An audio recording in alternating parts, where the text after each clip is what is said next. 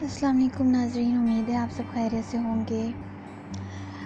Vasco D Gama کا آخری حصہ میں آپ کے سامنے لے کر آئی ہوں، تو چلتے ہیں، ہم لوگ آگے بڑھتے ہیں۔ اس سے پہلے آپ لازمی ہمارے چینل سبسکرائب کریں تاکہ آپ کو جو ویڈیو پسند آئے ہمیں اپنی رائے سے آگاہ کرتے رہے، تاکہ مزید ویڈیو آپ کے سامنے لے کر آئیں۔ کالی کٹ کی بندرگاہ مسلمانوں کے لیے خاص طور پر اہم تھی۔ بیان کیا جاتا ہے کہ رسول کریم نے چاند کے 2 ٹکڑے کیے تو کالی کٹ کے راجا نے، جسے زمودن کہتے تھے، یہ معجزہ دیکھا۔ اس نے اپنی نجومیوں سے اس کی وجہ پوچھی۔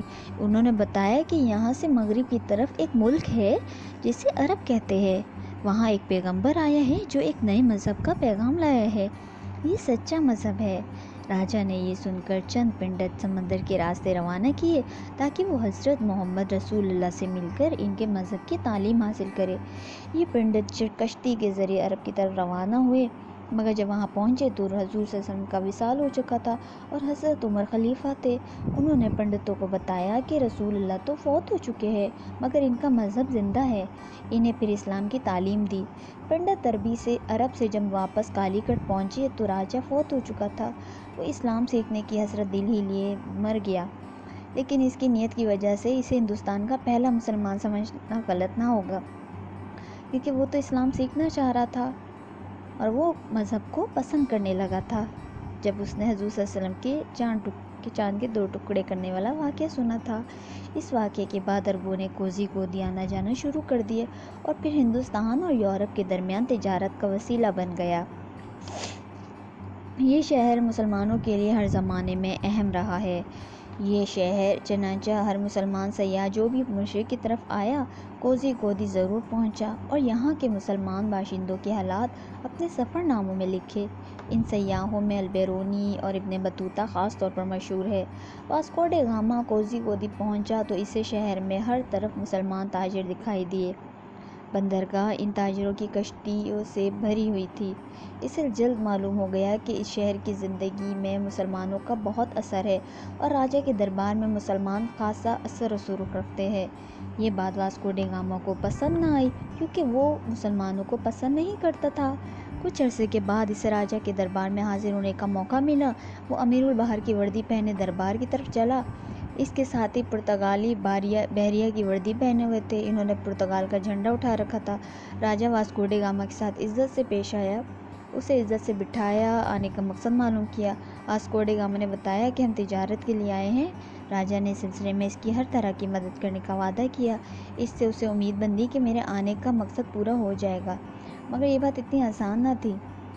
شہر میں مسلمان تاجروں کا اثر بہت تھا، انہیں راجا کے دربار میں بھی رسوخ حاصل تھا، وہ صدیوں سے یہاں رہتے تھے، یہاں کے باشندوں کے دکھ درد میں شریک ہوتے تھے۔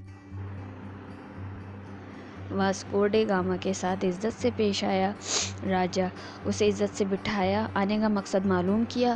واسکو ڈی گاما نے بتایا کہ ہم تجارت کے لیے آئے ہیں۔ راجا نے اس سلسلے میں اس کی ہر طرح مدد کرنے کا وعدہ کیا۔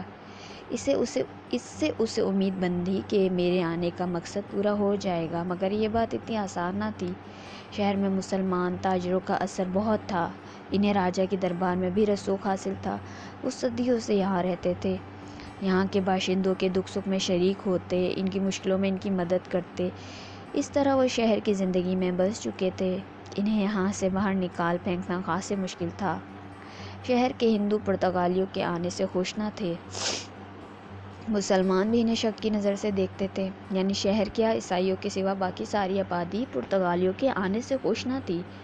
واسکو ڈی گاما نے یہاں کے عیسائیوں کی مدد سے راجا پر دباؤ ڈالنے کی کوشش کی تاکہ تجارت کے لیے کچھ رعایتیں مل جائیں۔ وہ 4 ماہ کوزی گودی میں رہا اور برابر کوشش کرتا رہا، مگر اسے اپنے مقصد میں کامیابی ہوتی نظر نہ آئی۔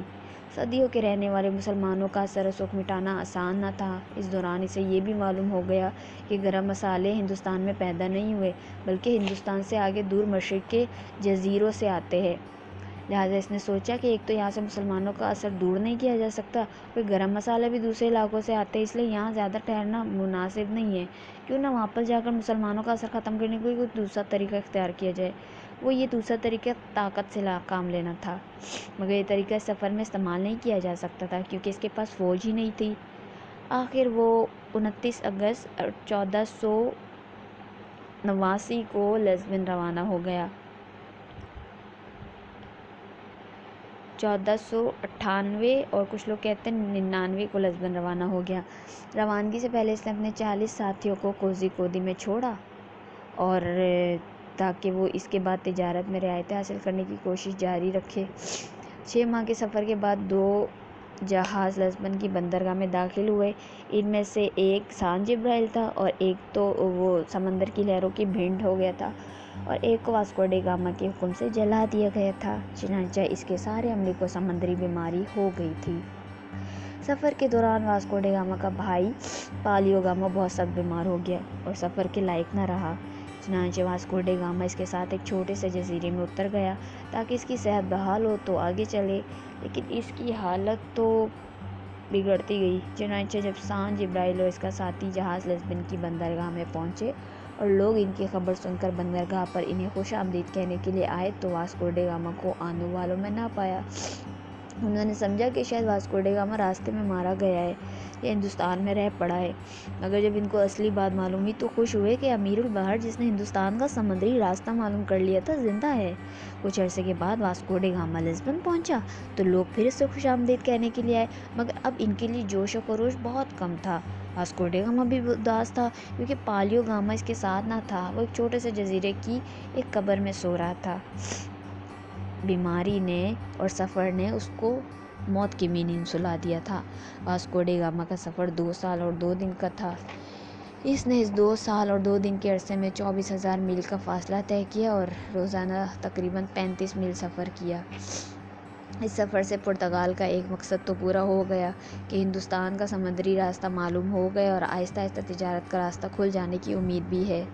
اگرچہ تجارت اس وقت تو شروع نہ ہو سکی، لیکن آخر وہ دن بھی آ گیا جب پرتگال کے لوگ ہندوستان سے تجارت کرنے لگے اور گرم مسالے پرتگال پہنچنے لگے، مگر یہ تجارت مشکلوں سے خالی نہ تھی۔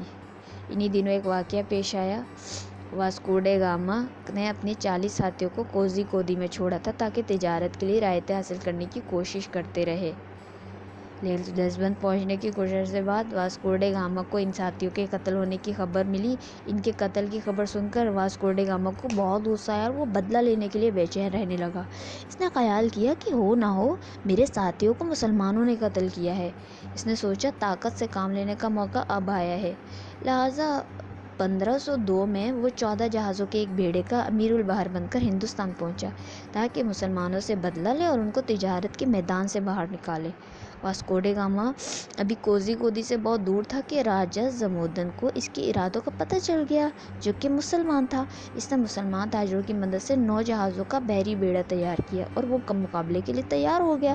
واسکو ڈے گاما نے بندرگاہ پر پہنچتے ہی راجہ کے بیڑے پر گولہ باری شروع کر دی، اسے تباہ کر دیا، پھر خوب جی بھر کر مسلمانوں سے بدلہ لیا۔ اس کے بعد اگرچہ اسے جلدی معلوم ہو گیا تھا کہ اس کے ساتھی ہندوؤں کے ہاتھوں قتل ہوئے تھے، مگر مسلمانوں پر اس کی زیادتیوں اور ظلموں کا سلسلہ اس کی موت تک جاری رہا۔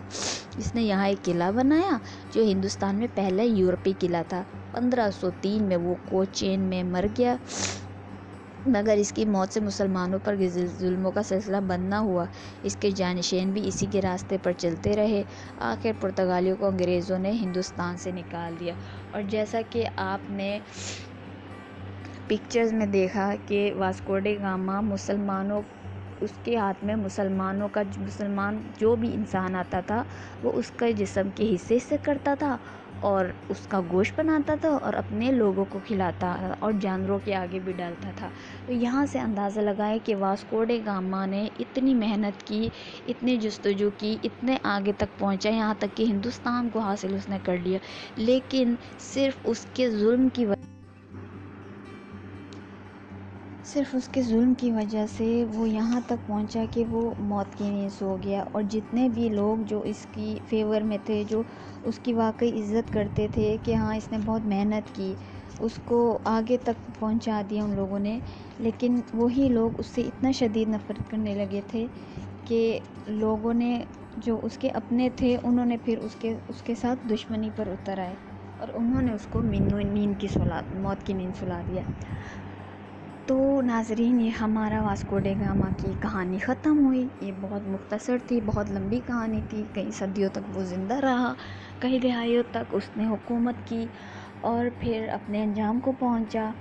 تو اگر انسان کوشش کرے، محنت کرے تو اللہ تعالیٰ اس کا ساتھ ضرور دیتا ہے، لیکن اگر وہی انسان پھر غرور کی حد تک پہنچ جائے تو کچھ پتہ نہیں ہے، جو خدا دے سکتا ہے وہ پھر انسان کی رسی بھی کھینچ سکتا ہے۔ تو ہمیں اپنی دعاؤں میں یاد رکھیے گا۔ انشاءاللہ اگلی سٹوری میں ہم دوبارہ آئیں گے، اور ہمارے چینل سبسکرائب کریے گا۔ بہت شکریہ آپ کا۔ اللہ